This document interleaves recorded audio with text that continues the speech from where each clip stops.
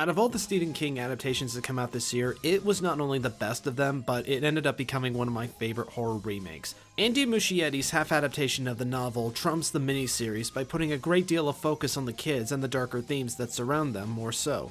While the timeline change is vastly different, the characters are still true to the book, and that's one of the things that I love about this movie. The characters are so likable. Jaden Lieberher is fantastic as Bill, with stutter and all. Jonathan Brandis would be proud. Finn Wolfhard from Stranger Things as Richie is an annoying prick, but he's so damn funny it's hard to hate him. Jack Dylan Grazer as Eddie is entertaining as hell with his germophobia reactions. Jeremy Ray Taylor as Ben was so adorable and was a little bit of a reminder of me when I was a kid. Sophia Lillis was great as Beverly, bold, friendly, and supportive for the rest of the Losers Club. Chosen Jacobs and Wyatt Olaf are a bit underused as Mike and Stan, but they still managed to contribute a great deal to the film. Nicholas Hamilton was a better developed Henry Bowers, especially with how he has father issues and only goes completely psycho after Pennywise influences him. Speaking of which, Bill Skarsgård as Pennywise is absolutely terrifying. The creative ways they use his character are both nicely spaced out and executed at the right time so he doesn't overstay his welcome. Even Stephen King and Tim Curry, the original Pennywise, give their blessing. I especially love how they mixed both practical and CGI into his scenes, blending them together to make it seem more realistic. Not only that, but he manages to work in some pretty funny moments that actually attributed well to Pennywise's character. This film has already broken records that put it as the highest grossing horror film of all time, and I cannot wait for its sequel.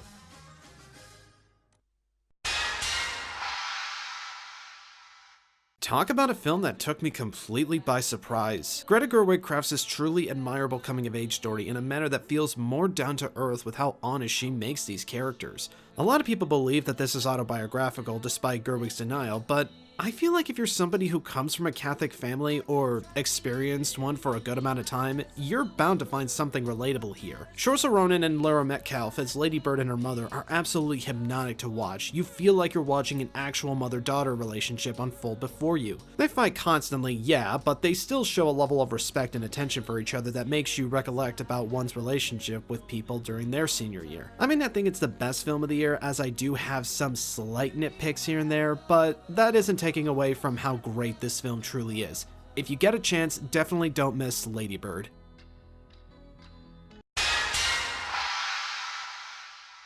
After a mild retirement, Steven Soderbergh returned to directing to give us a fun heist movie. It tells of the Logan siblings, who have all hit hard times, so they decide to rob the Motor Speedway during its big season. Logan Lucky is essentially the redneck Ocean's 11, but man was it a blast to sit through. Just about everybody in this film you can tell is having a good time being there. Whether it was Channing Tatum trying to get his daughter on his good side again, or Adam Driver casually driving into a corner store gas station, the level of normality that everybody has to this ordeal is hilarious on every single part of it. I also love how the film doesn't really have a center villain, something I have to really applaud Rebecca Blunt for doing. If I had to point out one major highlight for this film, it would have to be Daniel Craig as the convict they break out. On paper, this character doesn't sound like much, but when you get someone like Daniel Craig, especially after a decade of playing James Bond, this role felt so refreshing to see him in, and I'm glad he made it fun. Logan Lucky is a true blue-collar story, and God bless every moment of it.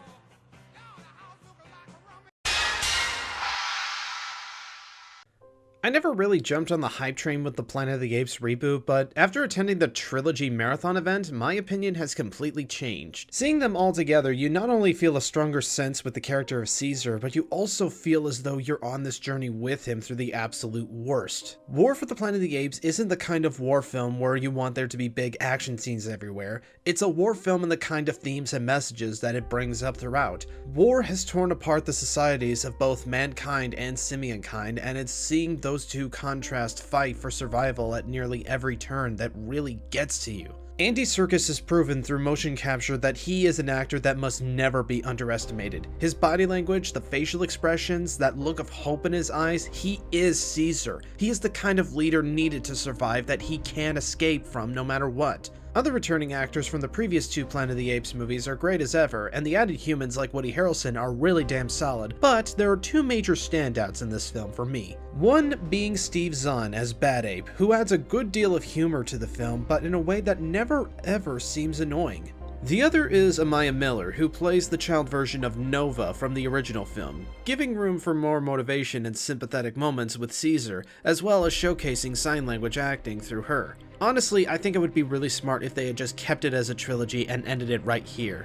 It simply was a perfect end to a long, long war.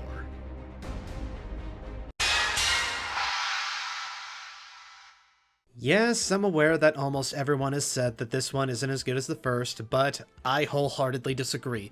Guardians of the Galaxy Volume 2 gave me what I loved about the first film and delivered a much more touching story about who you consider family. While it doesn't build up or reference other MCU movies, that's actually what I consider to be its strongest aspect. You can watch both of the Guardians of the Galaxy movies on their own without the need to watch any of the other films in the MCU, and you would still get a satisfying conclusion. That, and it still remains its sense of fun, adds a superior villain, funnier jokes, and stronger chemistry between characters.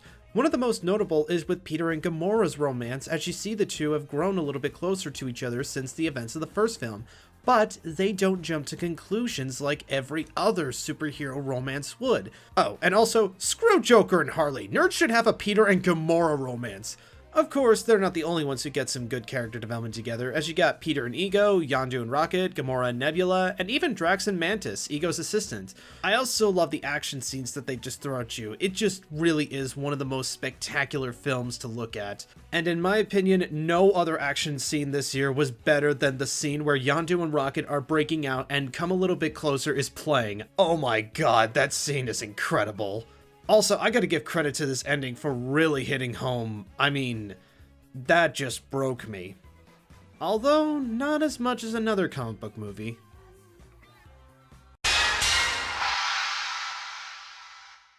This was difficult to pick between, as both films are deeply excellent, but I had to tie them up because I doubt one of them is going to be remembered, and I wanted to give them their own mention on this list. Starting off, we have Christopher Nolan's 10th film, Dunkirk, the war epic masterpiece presented to us in glorious 70mm film. What you are presented with is mostly dead setting in the middle of one of the worst time periods to live during, but it is crafted in such a strikingly detailed manner and with such grace put into it, you can't help but keep your eyes on it until it ends. The cinematography is outstanding, and each sound effect really clicks at you so much. That and every single performance from every one of these actors, from Tom Hardy to Kenneth Branagh, Mark Rylance, Cillian Murphy, and even Harry Styles are all excellent. It looks to be like Christopher Nolan will finally be getting his Best Director nomination, and if he wins, he most rightfully deserves it. I think most of that stems from the fact that this isn't a really complicated film to understand. Unlike most of his other films, there isn't much deep mythology to go into, philosophies about the great beyond, or what kind of person you really are in these circumstances.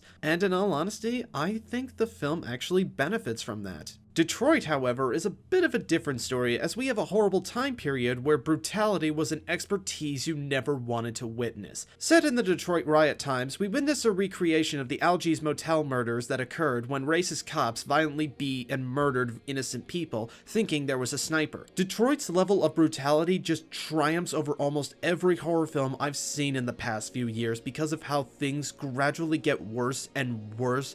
You know that no one is really armed and dangerous, but seeing the nature of these monsters try to force somebody to admit to something that isn't true is just uncomfortable in every sense of the word. And what makes it even scarier is that this isn't the kind of story that didn't even need to be said during the Detroit riots. Police brutality is still a thing that happens today because of cops who think they have higher authority over everyone else and give the rest of their unit a bad name for themselves. And while we have great performances from John Boyega, Jason Mitchell, Anthony Mackie, and Caitlin Dever, Will Poulter steals the show as the main racist cop. People were doubting this kid before when he was originally cast as Pennywise for the remake of it, but after seeing this film, I think he would have done a pretty damn good job, maybe even better than Bill Skarsgård. Catherine Bigelow and Mark Bowl truly brought a destructive experiment to witness, and while I do think this is their best work yet, I doubt it's going to get much recognition, especially compared to Dunkirk.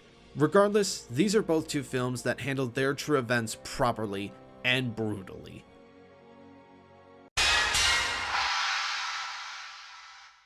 Whenever I watch trailers for movies online, it's only after I saw it in theaters or when I watched the movie beforehand.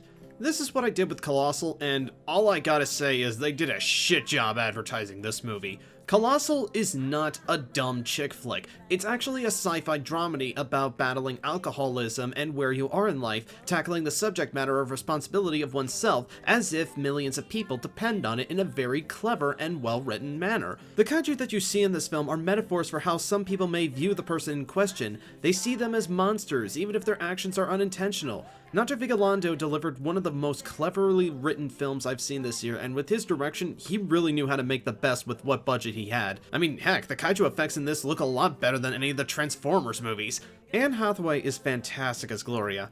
I feel like anybody who's had a hard fall from grace can relate to her impending struggles. She may be a pain, but at least she knows where to draw the line. Dan Stevens was also a pretty big surprise to see, and it was nice to see him in a role that wasn't a motion capture disappointment. Despite being the one who made the split to begin with, he does show concern for her even when they're not together anymore. However, the performance that really steals the show is Jason Sudeikis, who plays Gloria's old grade school friend, who apparently had a buried jealousy of her that ends up becoming what holds her back. Seeing those two on screen, you could really feel the tension rising with each passing second, even before things go into the dark. Sudeikis is a great comedian, so the moments where he really blends serious dialogue with his kind of delivery makes the character all the more unsettling and unpredictable. He definitely gave one of the best villain performances of this year, and honestly, I hope he gets an Oscar nomination.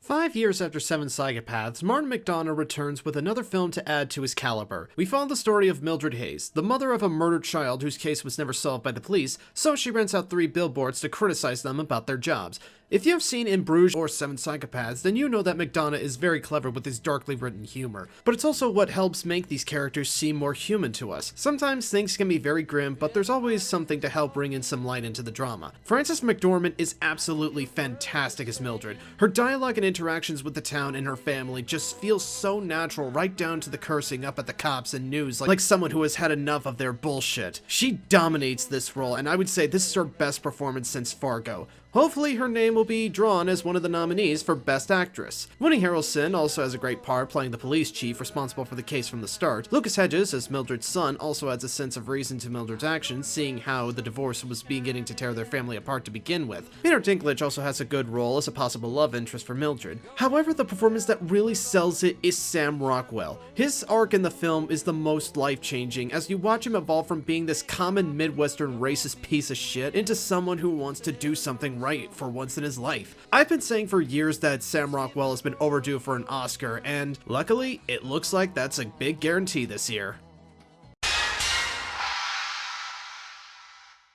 I'm pretty sure you've made history if you've made a movie that garners a biopic on its creation. In the 1990s, that was what we got in Ed Wood. Now in the 2010s, we have The Disaster Artist.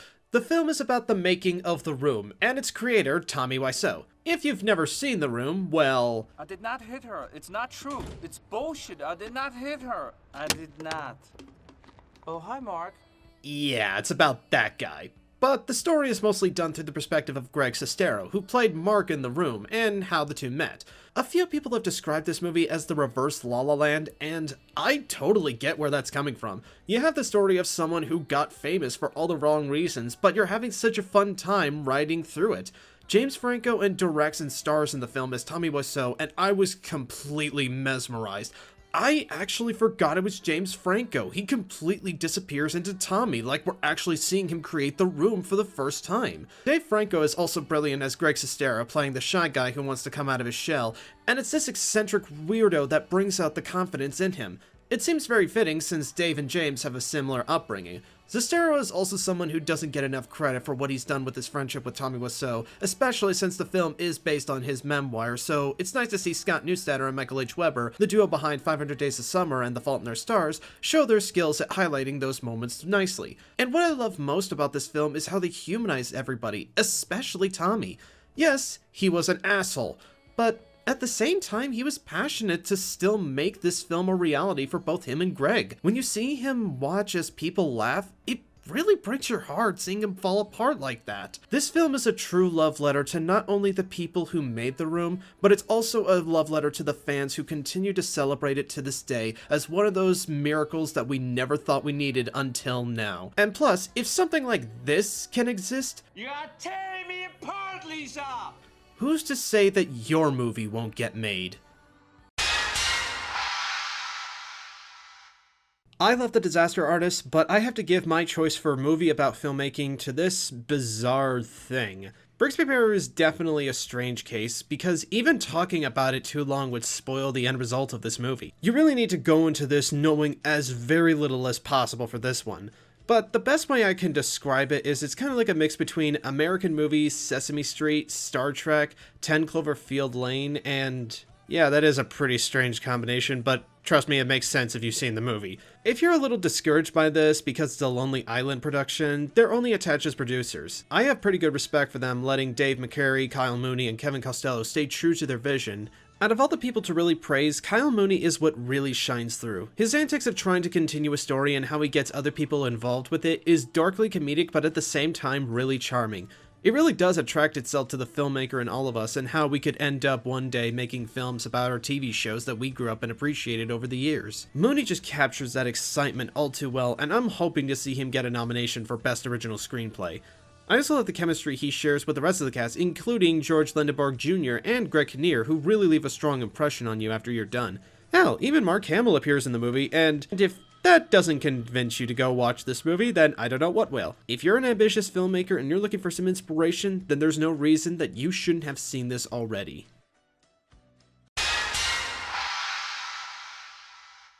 Edgar Wright is best known for being a very rhythmic filmmaker, and this film is no exception of that. Considering this film itself was written around the soundtrack in particular, every action, every sense of movement, all of it is down to the beat of the music so damn nicely. And every time I've watched this movie since then, there's always 1, 2, or maybe even 5 details that I'll miss in one scene that I'll catch a second time around, much like some of Edgar Wright's previous work. Whether they be foreshadowing the plot, referencing certain lines to come back, having the lyrics placed strategically in the film's background and foreground, or even something that you didn't even think about the first time, it's all impressive. Within the past 4 years, Ansel Elgort has really been starting to become one of my favorite young actors. He's shown that he's got dramatic and comedic chops, but here he brings all of that while adding his physicality to a role, especially in the third act. The way this guy glides across a scene adds to the rhythmic charm I was talking about, and with how little dialogue he has, especially compared with most of the cast, he shows that he can deliver emotion easily without the use of words. And of course, the supporting cast is just as good as well. Lily James, Kevin Spacey, John Bernthal, Isaiah Gonzalez, and even a cameo by Paul Williams. However, the two that shine through are Jamie Foxx and Jon Hamm. Fox really adds onto the film's dangerous side as a taste, and Hamm delivers the main course of intensity and caution to full disclosure. While this film may not be as funny as Hot Fuzz or as stylized and flashy as Scott Pilgrim, it didn't need to be. It's a pure action heist film, and it only gets better and better every time I watch it. It was my favorite film over the summer, it was the best edited film I saw this year, and if Sony does get their way with doing a sequel, just don't go the route of Kingsman 2, please.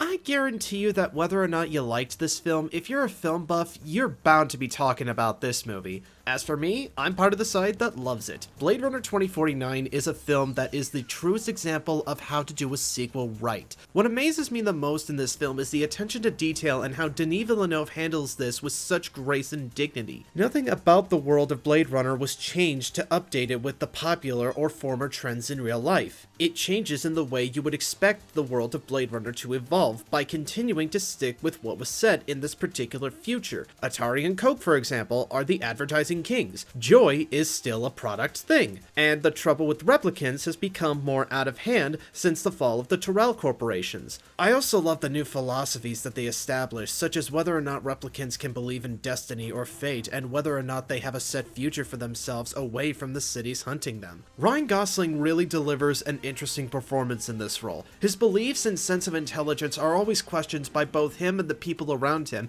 and by the end, you're still left wondering about his status, much in the same vein as Deckard's in the first movie. Speaking of which, Harrison Ford's return as Deckard was very welcoming. Despite not being in the film that much, Ford just has this presence that feels like he's been watching us the whole time, and luckily, the questions that were asked about in the first film about Deckard's character are still left up to interpretation by the viewer.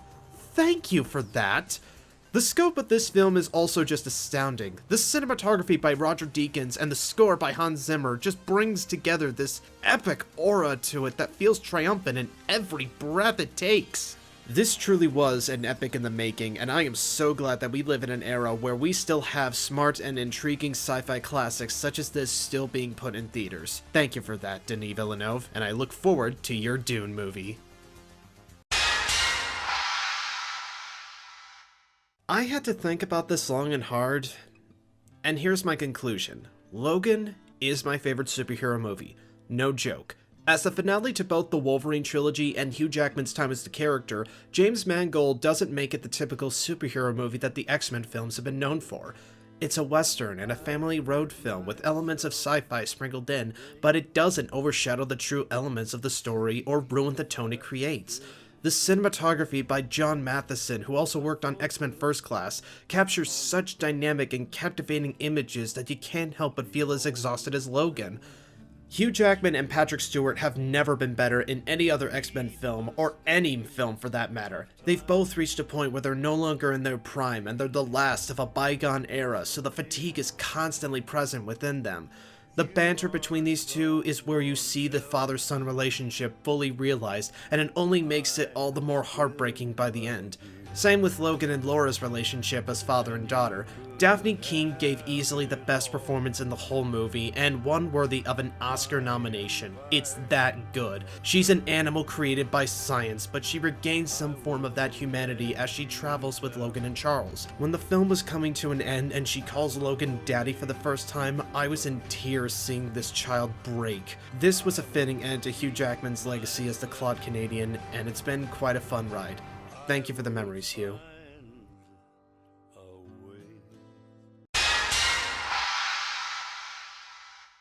Guillermo del Toro is one of the finest visionary filmmakers working today. With his influence of Mexican folklore and poetic storytelling methods, his movies carry this fairy tale-like atmosphere, and this film is by far his best since Pan's Labyrinth. The Shape of Water is presented in this manner that pays tribute to both sci-fi B-movies and Golden Age Hollywood romances. One of the things that Del Toro was displeased with Crimson Peak was how they marketed it, presenting it as more of a haunted house film than a gothic romance. Here, he was able to get his wish and have the team be honest with his project. The film's decision to have a mute protagonist meant more focus on the visual presentation of the script rather than the dialogue. Hell, the opening of this film alone was so beautiful that it managed to set the ground tone better than most. Sally Hawkins gives a fantastic performance as Eliza. Despite her role being done in silence, she still manages to get the message across quickly and just as powerfully, and the emotional focus with her is just as compelling, if not more. She truly carried this film with tremendous ease, and I applaud her for that. Doug Jones is just as strong, playing the amphibian man, as you can see him really connect with Eliza slow but naturally. With how many times he's worked with Del Toro or any other film that he's done makeup roles for, Doug Jones is an actor who really doesn't get enough credit, much in the same vein as Andy Serkis. Michael Shannon delivers the most sinister and disturbing performance that I've seen from him yet. When this guy really loses patience, he really doesn't hold back. Octavia Spencer and Richard Jenkins are really fantastic, each being the supportive friend for Eliza at home and work. They manage to handle each other with such a relaxing balance between the chaos and the daily grind that it makes you get to know them almost as much as Eliza does. The film also looks great, both in the production design and excellent camera work by Dan Leuston. There was never a bad shot that I could recall. I especially love Alexandre Desplat's score, giving it a truly otherworldly atmosphere, especially in a bygone era like the 1960s Cold War times. This truly was my favorite romance film of 2017. In live action, that is.